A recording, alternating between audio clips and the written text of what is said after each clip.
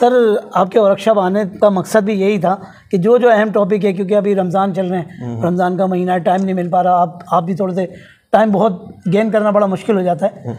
तो सर एक टॉपिक मेरे जहन में मुझे सता रहा और मुझे बहुत ज़्यादा तकलीफ़ भी दे रहा है। रात को कोई लोग सो रहे हैं छतों पे, और छत पे सो रहे हैं, आप बुलंद आवाज़ से भी कुरान नहीं पढ़े। अल्लामा शामी ने इसको फतवा शामी में भी जो हम नकल किया है कि ताकि उसकी नींद में खलल वाक़ ना हो। तो हज़रत हम अगर कोई शख्स जो सब पे रोज़े तो फ़र्ज़ नहीं है, बच्चे भी हैं, बूढ़े भी हैं, बीमार भी हैं, उनका उठाना तो वाजिब नहीं है ना। आप किसी को उठाना भी चाह रहे हैं, लाउड स्पीकर का ऐलान कर दें भाई सहरी का वक्त हो गया है, लेकिन बार बार सहरी का वक्त फिर और उस नात ख्वां या उसको बिठा दिया जाता है और मस्जिद का माइक उसको दे दिया जाता है जिसको मोहल्ले में कोई स्टेज पे नहीं बुलाता, वो इसी भोंडी आवाज़ में किरत का तरह। इसमें ख्याल करना चाहिए। सर बहुत तकलीफ़ हुई, और सबसे ज़्यादा तकलीफ़ ये वजह, पूरा सवाल थोड़ा सा तवील हो गया लेकिन माज़रत चाह रहा हूँ, पूरा सवाल ये था कि अगर कोई शख्स तहज्जुद के वक्त उठ के तरावी पढ़ता है, वो अफजल काम कर रहा है, लेकिन उसको तकलीफ़ क्या हो रही है माइक से, और उसके घर के ऊपर ही माइक लगा हुआ है। उन्होंने मैं खतीब से भी जाके बोला कि हज़रत ये नहीं बोले आप नेकी के काम को रोक रहे हैं। देखिए, यानी हमें जवाब मिला, नेकी का काम वो होता है जिस पर अल्लाह ताला उसके रसूल सल्लल्लाहु अलैहि वसल्लम की इताअत का इतलाक़ होगा।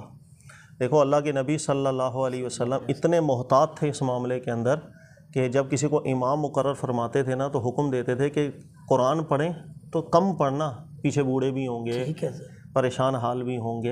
अच्छा, अब कुरान पढ़ना नेकी का काम है या बदी का काम है, आप बताएं। नेकी का, ऑब्वियसली नेकी का काम है। कुरान है, अल्लाह का हुक्म है, फ़क़राऊ कुरान नमाज फ़क़राऊ मा तयस्सर मिनल कुरान। लेकिन उसी रसूल सल्लल्लाहु अलैहि वसल्लम ने सुन्नत क्या कायम की कि जब आप इमाम बने तो ख्याल करना है पीछे बूढ़े भी हैं, किसी को काम है, किसी को एमरजेंसी है। ख़ुद रसूलुल्लाह सल्लल्लाहु अलैहि वसल्लम एक दफ़ा नमाज अदा फरमा रहे थे फ़जर की, ये इमाम बुखारी इस रिवायत को लाए। दौरान नमाज अल्लाह के नबी अलैहिस्सलाम को पीछे किसी बच्चे के रोने की आवाज़ आई। माँ नमाज में थी और बच्चा रो रहा था। अब ज़ाहिर है माँ की कैफियत अलग होगी, उसका क्या दिल नमाज में। अल्लाह के नबी अलैहिस्सलाम ने निहायत मुख्तसर नमाज अदा फरमाई फ़जर की, यहाँ तक कि गालिबन रिवायत में है कि सूरह फलक और सूरह नास की तिलावत हुई बस। ये सब चीज़ें हमें बताती हैं कि हमें लोगों का ख्याल, इबादत ऐसी करनी है जिसमें लोगों का ख्याल भी होगा।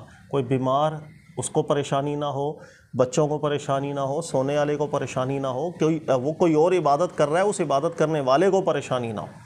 अगर मैंने इन चीज़ों का ख्याल नहीं किया तो मैं अपनी तरफ से तो शायद इबादत कर रहा हूँ, लेकिन उल्टा मैं गुनाह ले रहा हूँ। देखो, एक हदीस आपको सुनाता हूँ, नबी, ये भी बुखारी इमाम रिवायत लाए हैं। एक सहाबी को इमाम बनाया था, तो एक शख्स था वहाँ, वो नमाज नहीं छोड़ दी थी उसने नमाज़ पढ़ना। अल्लाह के नबी अलैहिस्सलाम की बारगाह में हाजिर हो गया, उसकी अल्लाह के नबी साहब, मैं नहीं नमाज़ पढ़ता, इमाम बहुत लंबी नमाज़ पढ़ाता है, हमें 100 काम होते हैं, घर का ख्याल, माँ बाप हैं, बूढ़े। तो हदीस के अल्फाज हैं, अल्लाह के नबी अलैहिस्सलाम इतना गुस्सा हुए, इससे ज़्यादा जलाल हमने कभी नहीं देखा था रसूलुल्लाह। हदीस के अल्फाज कि नबी अलैहिस्सलाम ने फरमाया ऐसा अमल ना किया था। हालांकि वो देखने में तो इबादत कर रहा है ना, वो तो नमाज़ पढ़ा रहा है। अल्लाह की फ़र्ज़ नमाज, इबादत के लिए हम पैदा हुए हैं भाई, लेकिन इबादत उस तरह होनी चाहिए जिस तरह अल्लाह के नबी अलैहिस्सलाम ने हमें तालीम दी है। अब जिस तरह आपने फतावा रज़विया का जो सवाल बयान किया, बिल्कुल ठीक है कि अगर आप दरूद मस्जिद में पढ़ रहे हैं, कोई और नमाजी की नमाज में खलल आ रहा है, आप गुनाहगार होंगे। वो बेचारे की नमाज में डिस्टर्बेंस हो रही है। इसी तरह जो अल्लामा शामी की जुज़ी आप बयान कर रहे हैं कि कुछ लोग सोए में ऊँची आप कुरान पढ़, नहीं, ये सब चीज़ों का ख्याल हमने करना है। इसी पे जो लाउड स्पीकर की आप बात कर रहे हैं, बिला वजह जो लाउड स्पीकर्स का इस्तेमाल हम करते हैं ना, जुल्म ज़्यादती करते हैं। नंबर एक, हम लाउड स्पीकर में, एक तो अजान है, चलो भी अजान तो देनी ही देनी है ना। उसके अलावा बहुत सी मस्जिदों के अंदर सुबह सहरी के अंदर 10-10 दफ़ा ऐलानात 5-5 मिनट बाद हो रहे हैं। जी जी भाई, नहीं करें तो सर, घड़ी मौजूद है, टाइम मौजूद है, एक आध दफ़ा ऐलान हो गया बस इनफ है। अच्छा, दूसरा, हमारे यहाँ जो स्पीकर होते हैं ना, आप थोड़ा गौर करें, मस्जिद अगर दूर है तो मुझे तो थोड़ी कम आवाज़ आ रही है ना, वो घर जो मस्जिद के बिल्कुल करीब हैं उनको निहायत बहुत ज़्यादा तेज़ आवाज़ आती है। बच्चे सोए उठ जाए, आपने मुशाहिदा किया होगा कि अगर घर में कोई छोटा दूध पीता बच्चा है, वो सुबह उठ गया, माँ को काम नहीं करने देगा, बच्चा 5 मिनट के लिए छोड़ता है। बड़ी मुश्किलों से बच्चों को सुलाया जाता है, फिर माँ ने उठ करके सहरी बनानी है, पकानी है, लेकिन बच्चा अगर उठ जाएगा ना, वो काम नहीं करने देगा, पूरा घर डिस्टर्ब हो जाता है। मुझे हर छोटी चीज़ का ख्याल करना है, मेरे दीन ने मुझे लाजिम रखा है। मैं नहीं करूँगा तो मैं गलत कर रहा हूँ, अपनी तरफ से नेकी कर रहा हूँ, लेकिन शायद वो नेकी ना हो। ये है आपके सवाल का जवाब। सवाल में और इजाफा कर रहा हूँ क्योंकि वो इसी से रिलेटेड है, लाउड स्पीकर से। वो रिलेटेड क्या है सर, बल्कि बहुत अहम टॉपिक है। बल्कि मैं अब लाउड स्पीकर के सवाल आए हैं तो मैं जो आवाम के दिल में भी है वो भी सवाल ले लूँ आपके पास आके। सर देखें, जुमे की नमाज होती है, ठीक है, ये वाली मस्जिद, सामने वाली मस्जिद। अब यहाँ जुमे में थोड़ा फ़र्क होता है, 15-20 मिनट का मस्जिदों में रखा जाता है। अच्छा, यहाँ क़िरात हो रही होती है और वहाँ सलातो सलाम हो रहा था, बाज़ दफ़ा वहाँ यहाँ क़िरात हो रही होती है, वहाँ बयान हो रहा होता है। और इतनी, और छत पे तो तुम्हें उन जगह, नीचे जगह नहीं मिलती तो छत पे तो ऐसे लगता है कि ये मस्जिद का लाउड स्पीकर है, ये वाली मस्जिद का लाउड स्पीकर। आप बिल्कुल सही कह रहे हैं। इस चीज़ का मुशाहिदा मुझे एक दफ़ा हुआ था। हमारे इलाके में तो वैसे ऐसा नहीं होता कि शायद एक आध जगह एक मस्जिद की आवाज़ दूसरी जगह जा रही है, लेकिन एक दफ़ा मुझे तजर्बा हुआ था कि एक जगह हम नमाज़ पढ़ रहे थे, जुम्मे की नमाज हो रही थी, लेकिन उसके करीब में ही दूसरी मस्जिद थी और वहाँ पर इतनी ऊंची लाउड स्पीकर इस्तेमाल हो रहा था कि यहाँ पर इमाम की किरत ही सुनाई नहीं दे रही थी। ऐसा ही है सर। तो मैंने आपको जिक्र किया ना कि इबादत वैसे होती है जैसे अल्लाह के नबी इस्लाम की तालीम है। हमें हर चीज़ का ख्याल करना है।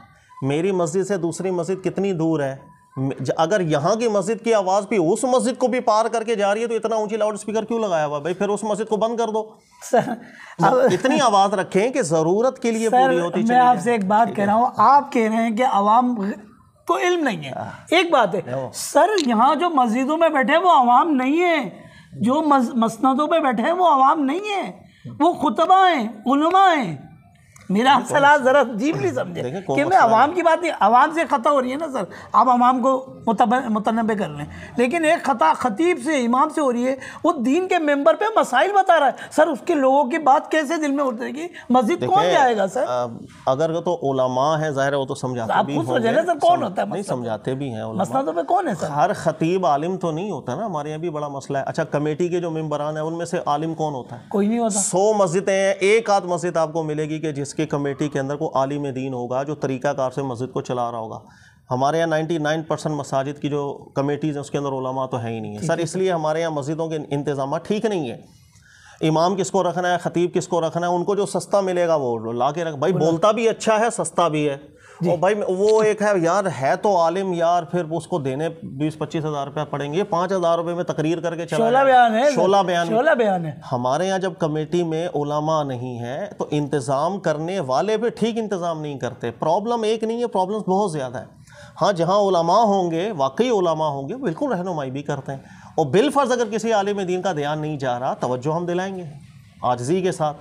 देखो, हर चीज़ की तरफ तवज्जो जाना ज़रूरी। अब मैं हूँ क्या दुनिया के हर मसलों की तरफ मेरी तवज्जो है क्या? और भाई मैं सारा दिन काम पर होता हूँ, मेरे को, मैं ना सोशल मीडिया भी इतना नहीं देख रहा होता। कई लोग आते हैं सवालात करने, अभी आप आए हैं, आपने वो निकाह बताया कि वो सोशल मीडिया के ऊपर कोई चल रहा है बहस, हमने उस पर थोड़ी बात, मैंने कहा कर लें जी।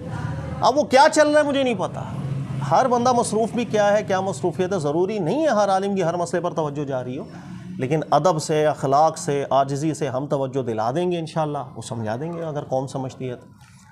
सर, इसी से रिलेटेड थोड़ा सा एक सवाल और है, तो मेंबरों की बात आ रही है ना, मस्जिदों की बात आ रही है, जी। और अवाम में फैले हुए मसाइलों की बात आ रही है। अभी तो समझ लें एक अवाम आपके सामने आई हुई, और यहाँ जम्मे गफ़ीर तो नहीं है, लेकिन तर्जुमान नहीं कर रहा हूँ मैं सर। एक रिवायत बयान की जाती है उमूमन ईद के दिन, मीठी ईद को और या फिर बकरा ईद को, बड़ी ईद को, ईद उल अज़हा या ईद उल फितर को, वो बयान की जाती है कि मकाशफ़तुल क़ुलूब में इमाम गज़ाली की एक रिवायत नकल की गई है।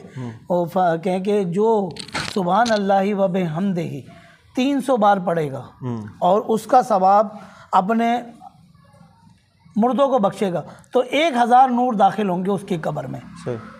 तो ये रिवायत बयान की जाती है ईद के तोहफे के तौर पे। तो मेरे पास एक सवाल आया था, मैं सोच रहा था आपसे भी उसकी वजाहत कर लूँ। किसी ने असल में सवाल भेजा था मेरे पास कि यार या मुफ्ती साहब से पूछ लीजिएगा। तो उस हदीस की मैंने जब वो इमाम गज़ाली रहमतुल्लाह ताला अलैह की उस किताब की जब मैंने रिवायत उस वहाँ से निकाली और उसको किताब में चेक किया, असली किताब में चेक किया, तो वहाँ हदीस के अल्फाज है हाज़ल हदीस ला अस्ल लहू, इस हदीस की कोई असली ही नहीं है। सही है।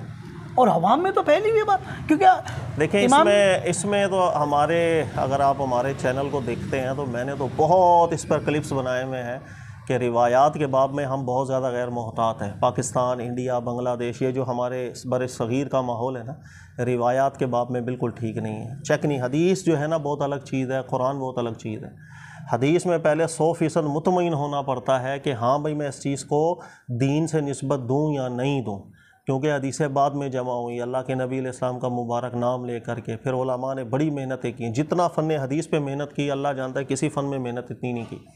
इसलिए कि अल्लाह के नबी अलैहिस्सलाम से मंसूब बातें अवाम में आ रही थी, उसकी तहकीक करना ज़रूरी था, वरना तो लोग सारे पे बिला बेलगाम ही घूम रहे होते। जी सर। हर एक चीज़ की तहकीक की, सनदों को, उसके मतनों को, एक एक लफ्ज़ को कुरान के ख़िलाफ़ तो नहीं, कहाँ अल्लाह के नबी अलैहिस्सलाम ने किस मौके पर यह फरमाया था, क्यों फरमाया था, जमी तुर्क सामने रख करके बहस की गई। इतना किसी और मामले के अंदर गौर व फिक्र ना किया गया। लेकिन बदकिस्मती हमारे यहाँ ये है, हमें जिस किताब के अंदर जो मिल जाए ना, काला रसूलुल्लाह सल्लल्लाहु अलैहि वसल्लम उठा करके छाप।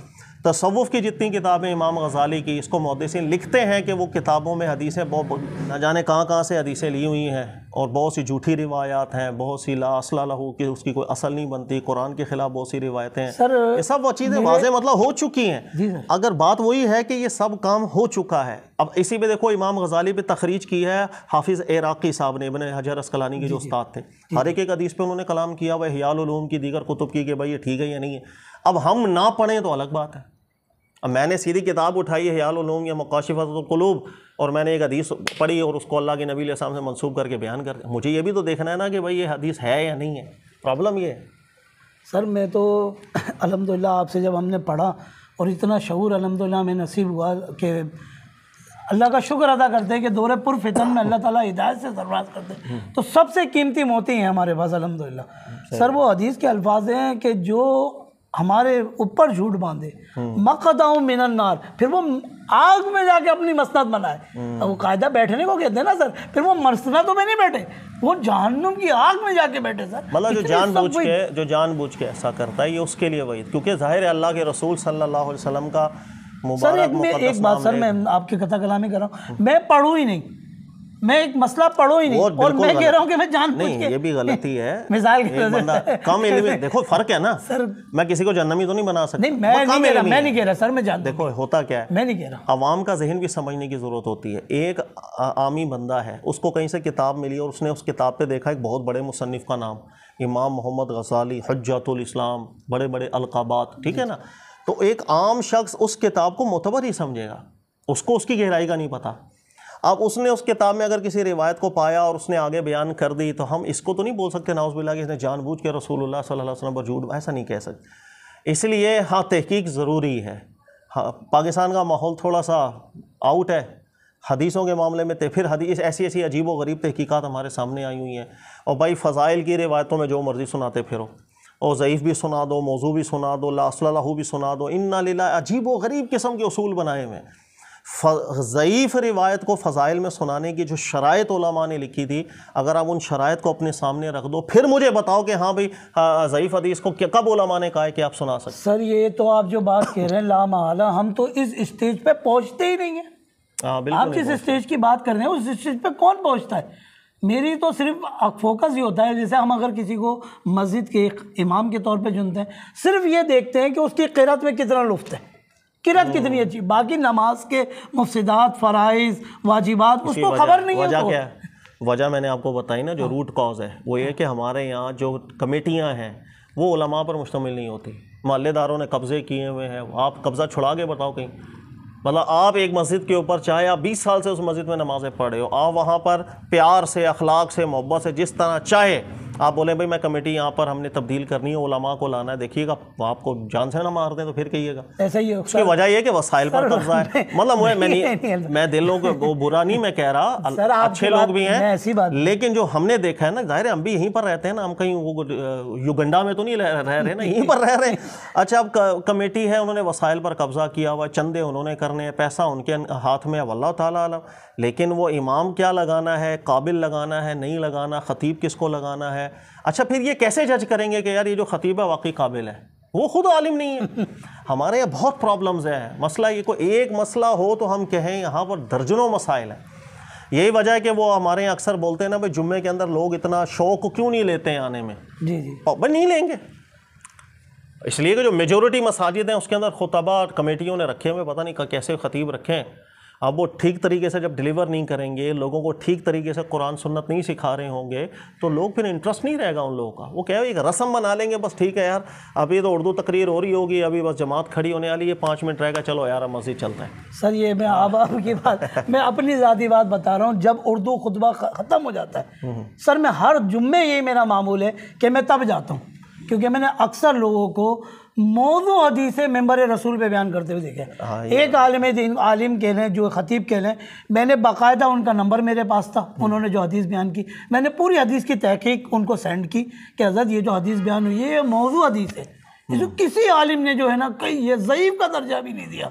तो हज़रत उन्होंने मेरे व्हाट्सएप पे पूरा चेक किया, चेक करने के बाद वो उन्होंने आज तक भी मेंबर पे आके इसको डिनाई नहीं किया। वो यही ये मसाइल यही हैं, क्योंकि वो आलिम नहीं होंगे, वो ख़तीब कहीं होंगे, को मौलवी टाइप बंदे जो बाकायदा उलमा, देखो तो उनसे तो हम भी सीखते हैं ना। जी जी, बस सीधी सी बात है, मैंने भी बहुत सी मसाजिद को जानता हूँ अपने इलाके के अंदर, जहाँ बाकायदा आलिम आते हैं और बड़े शौक़ से हमारा भी दिल करता है हम जा कर के उनको सुने, कभी बयान होता है, कभी कोई महफिल होती है। आलिम को सुनने का किसको दिल नहीं करता।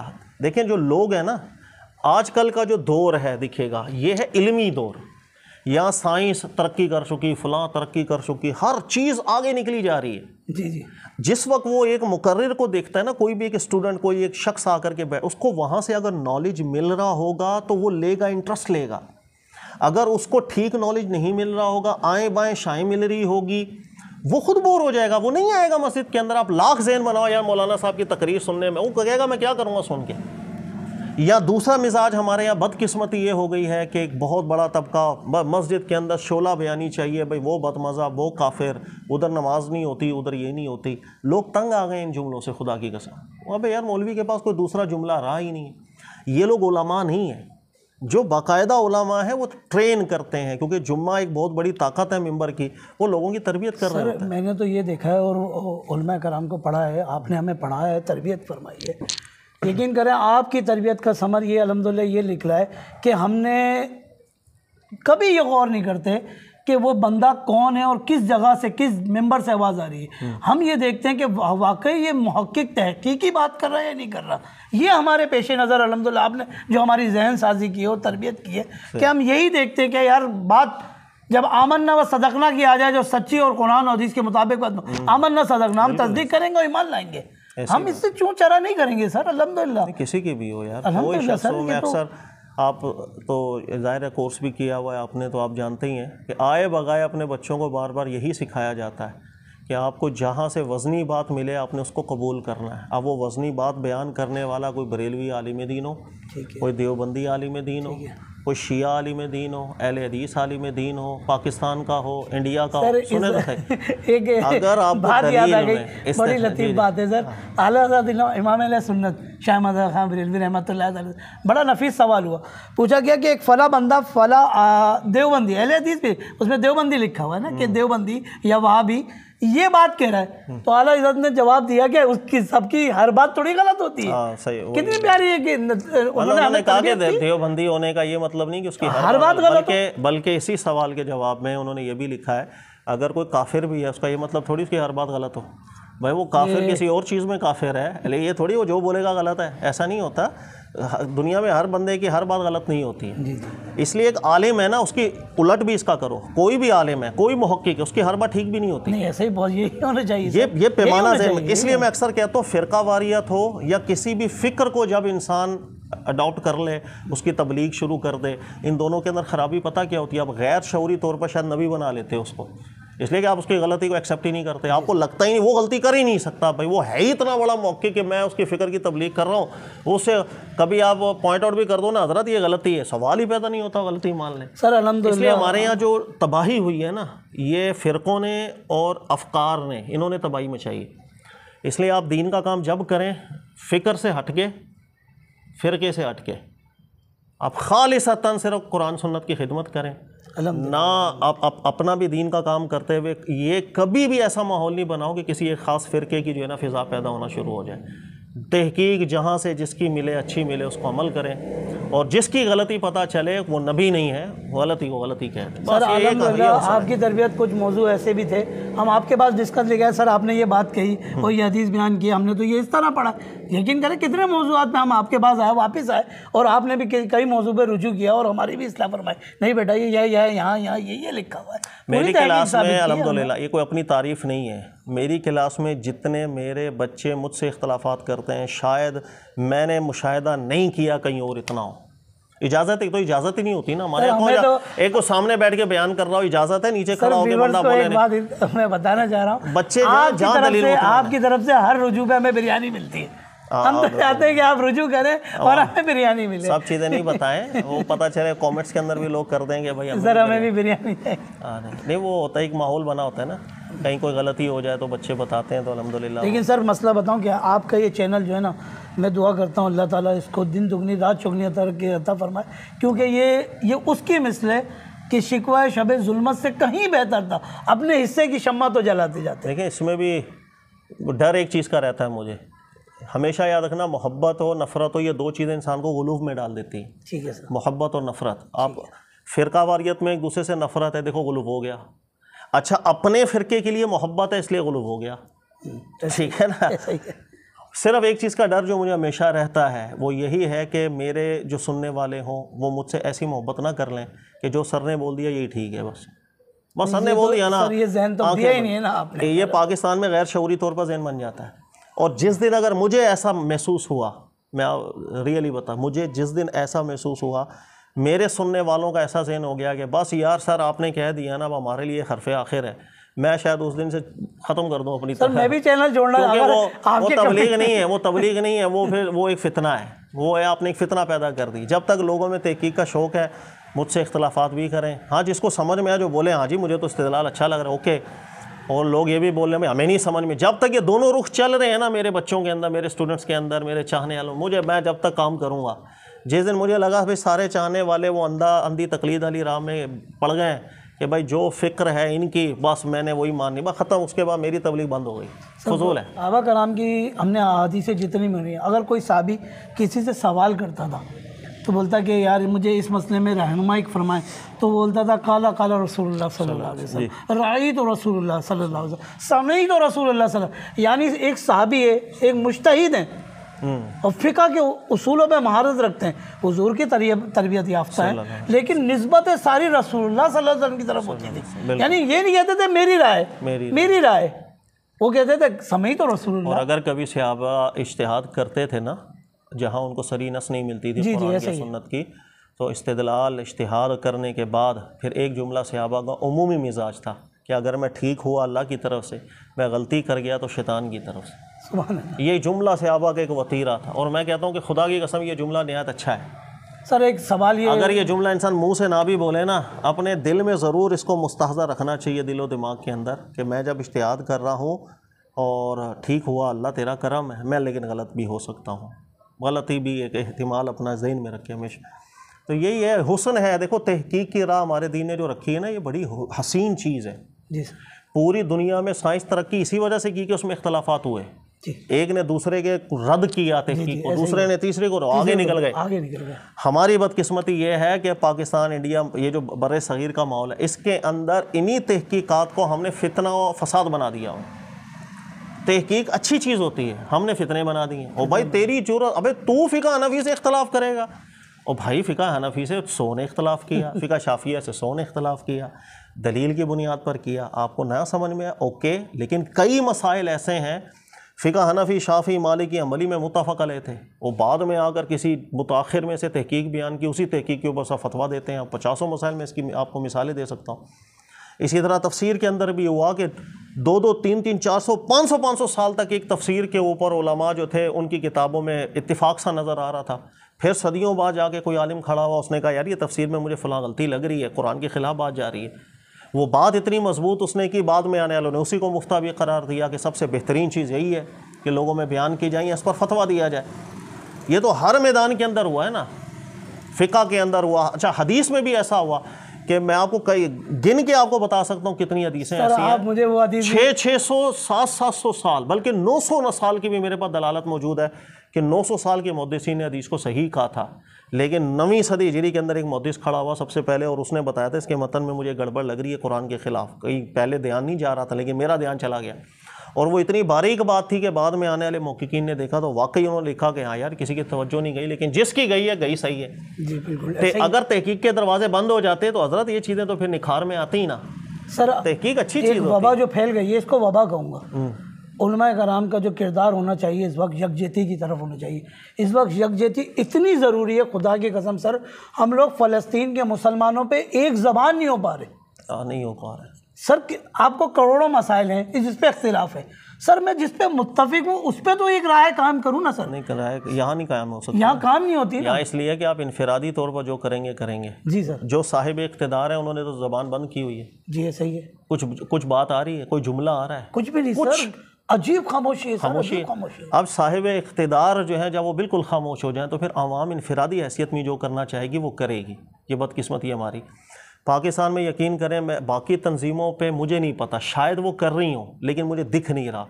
अल खिदमत वाले जितना काम कर रहे हैं और वो बिल्कुल शो नहीं कर रहे हैं सर। उनका एक सीनियर जो है जी, जो असेंबली हॉल में उसने कहा था कि हम अपने पैसे पे फ़लस्तीन के बच्चों को लाना चाहते हैं। वो वीडियो क्लिप है सर। पैसों के अलावा भी मैं बात कर रहा हूँ, ये जितना माशाल्लाह कर रहे हैं। हमारे यहाँ क्या है, इधर मसीह मैं शतरमुर्ग खिला दूंगा ना यहाँ पर तो 50 वीडियोस बना करके लोगों को दिखा रहा हूँ, ये देखो मैं ये काम कर रहा हूँ, मुझे और डोनेशन दो, मुझे और पैसे दो, अपने ज़कातें भी दे दो। ये पब्लिसिटी स्टंट जो होते हैं हमें मालूम है। अब आपने ये जो काम कर रहे हैं मुझे इतना अच्छा लगा कि इन्होंने कोई ऐसा शो नहीं किया लोगों के सामने क्या, लेकिन वो काम कर रहे हैं। वो यहाँ से पता नहीं क्या चैनल उन्होंने बनाया है, वहाँ पर अद्वियात, नर्सेज वगैरह, डॉक्टरों की सहूलतें, खाना पीना, माशाल्लाह अल्लाह इनकी खिदमतों को कबूल करे। इसलिए कि साहिब इख्तिदार खामोश हो गए। जी सर। इस बार मैंने अपनी तरफ से कोशिश की है लोगों को बहुत समझाने की, क्या ज़कात फ़ितरा वगैरह भी कोशिश करूँ वहाँ जाए, क्योंकि वहाँ खाने के भी बहुत ज़्यादा मसाइल हैं। इनफरादी हैसियत में जो कर रहे हैं अल्लाह उनको अजर दे। बाकी सर मैं अजीब एक हाल देखा मैंने इस वक्त, पहले रमज़ान से पहले जब फ़लस्तीन का काफ़ी सोशल मीडिया पे शोर उठा था, हमें नौजवान तबका बड़ा आया था, लेकिन सर मैं नौजवान तबके से भी एक मेरी गुजारिश है कि हमें, आपने उस दिन भी हमारी बात हुई थी कि इंटरटेनमेंट हमारा मसलक जो है ना सर, ना शाफ़ई है ना मालिकी है ना हम्बली है, हमारा मसलक है इंटरटेनमेंट। मैंने देखा कि सोशल मीडिया इतनी तेज़ी से इसको बात को बहाल कर रहा था जो फ़लस्तीन के मुसलमानों पे, लेकिन एक शोशा उठता है शतरमुर्ग का। सर हर बंदा शतरमुर्ग भूल गया वो फ़लस्तीन के मुसलमानों के खून को और शतरमुर्ग लेके बैठा। पूरी वीडियो क्लिप बन रही है, उस पर गाने रिकॉर्ड हो रहे हैं और बढ़ा कौन रहे सर? मैं बढ़ा रहा हूँ, मैं बढ़ा रहा हूँ शतरमुर्ग को। मैं उस बात को वहीं दफन करता और फ़लस्तीन के मुसलमानों को लेके खड़ा रहता। कल बरोज़े क़यामत हो सकता है अल्लाह ताला मुझे भी उनके सदक़े में मेरी मग़फ़िरत फरमा देता, लेकिन मैंने ऐसा नहीं किया। मैंने देखा कि तफरीह कहाँ मिल रही है, मुझे मज़ा कहाँ आ रहा है यार, मैं शतरमुर्ग लेके चलूँ। ऐसे ही पूरे अजीब तमाशा शतरमुर्ग का लगा हुआ है सर। वह लोग जो है ना मज़े लेते हैं आजकल। Entertainment sir, entertainment. एहसास जो है ना अलग चीज़ होती है। एहसास के अंदर आप दिखाते कम हो, अमली लिहाज से ज़्यादा करते हो आप। अमली भाई देखो, एक रोड के ऊपर अल्लाह ना करे एक्सीडेंट हो जाए जी सर, अच्छा आप गली के अंदर उस वक्त अकेले हों, आप क्या करेंगे? मतलब वीडियो बना के यूट्यूब पे डालेंगे या आप अमल करेंगे, भागेंगे, उसको जाकर उठाएंगे, पानी पिलाएंगे, ये आप अमल करेंगे। एहसास याद रखिएगा अमल पे उभारता है। हमारे यहाँ एहसास यूट्यूब पे उभारता है, सीधी सी बात है, मैं झूठ नहीं बोल रहा हूँ। हमारे यहाँ एहसास कहेगा कि यार क्लिप बना दो यार, हॉट टॉपिक है, चलेगा। ऐसे ही सर, ये एहसास नहीं है। एहसास ये कि अमल कितना किया था आपने, अमल कितना किया है आपने, वहाँ के जो मजलूम है, ज़ख्मी हैं, उन लोगों के लिए क्या किया है, अमल बताओ। आवाज़ बुलंद की है आपने, बस ठीक है, वो तो आवाज़ें बुलंद सब करते हैं। यूट्यूब पे आवाज़ बुलंद करने से बीमार ने ठीक नहीं होना था, पेट में उनके खाना नहीं जाना था, वो अमल से जाना था। हमारे आजकल एहतजाज भी है ना, सोशल मीडिया, भाई आवाज़ बुलंद करें सर, ये आवाज़ बुलंद कर। अब देखिए, आवाज़ बुलंद करना एक अलग जिहद मैं होता है। तो चाह रहा था गुफ्तगू बहुत तवील हो गई है, लेकिन मजबूरी है सर, एक सवाल मेरे दिल में और उभर गया है। अब बात आगे फिर रह जाएगी, फिर क्लिप भी बनने से रह जाएगा, और ये बहुत ज़रूरी सवाल है सर। ये सवाल बहुत रिलेटेड है। मैं जब से मैंने होश संभाला है अल्हम्दुलिल्लाह। और जब तक अभी तक मैं इन मामलात को जो देख रहा हूँ, अल्लाह ने जो मुझे तौफीक दी, एक दुआ में देखता हूँ, अल्लाह फ़लस्तीन के मुसलमानों की गैब से मदद फरमा, अल्लाह फ़लस्तीन के वो बोस्निया के मुसलमानों की गैब से मदद फरमा। सर मैं ये दुआ क्यों नहीं करता, अल्लाह मुझे वो ताकत अता फरमा, वो कुव्वत अता फरमा, वो हिम्मत अता फरमा, मैं फ़लस्तीन के लिए जिहाद करूँ, मैं आगे बढ़ूँ, कोई अमली। सर ये दुआ क्यों नहीं है? सर ये तो मुझे मूसा अलैहिस्सलाम की वो कौम की बात याद आती है कि आप और आपका रब जाके लड़े, हम तो यही बैठे हुए। सही बात। मतलब जब हम अमली लिहाज से खुद कुछ नहीं कर पाए तो शायद ये दुआ मांग दी अल्लाह गैब से मदद कर दे। सर ये दुआ मुझे बताएं कि कुरान और हदीस से ये जो लफ्ज़ होता है, जो उमूमन हमारे जहन में होता है, हदीस में कभी ऐसे अल्फाज वारिद हुए, मदद के तो वारिद हुए, अल्लाह से मदद चाहो, अल्लाह से नुसरत चाहो, रसूलुल्लाह सल्लल्लाहु अलैहि वसल्लम की हदीसें हैं कि मदद के मुतालिक, लेकिन ये जो गैब का लफ्ज़ आता है, गैब से मदद मांगने का दुरुस्त तसव्वुर ये होता है, ये तसव्वुर क्लियर होना सर। वो तसव्वुर यह कि अगर आपने अपनी तरफ से 100% कर लिया, जो आप कर सकते थे वो आपने कर लिया, इसके बाद फिर आपने अल्लाह अल्लाह मैं जो कर सकता था वो मैंने कर लिया, अब मौला तेरे वाले, तेरी मदद, ठीक है ना।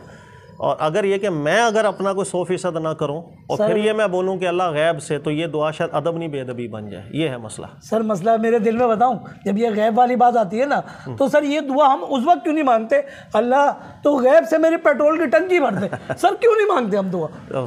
नहीं क्यों सर, नहीं भरेगी, नहीं भरेगी। हम लोग जो आवाम में जहन दे रहे हैं, मैं आने का मकसद यही था कि आवाम में वो बात जाए कि पेट्रोल की टंकी नहीं भरेगी, आप मांगते रहे, आप खुद नहीं निकलेंगे, मेहनत नहीं करेंगे, पैसा नहीं कमाए, पेट्रोल की टंकी नहीं भरेगी। सही बात सर, अभी तक अबाविल नहीं आएंगे सर, अल्लाह ताला वो हम पे ही पत्थर बरसा है।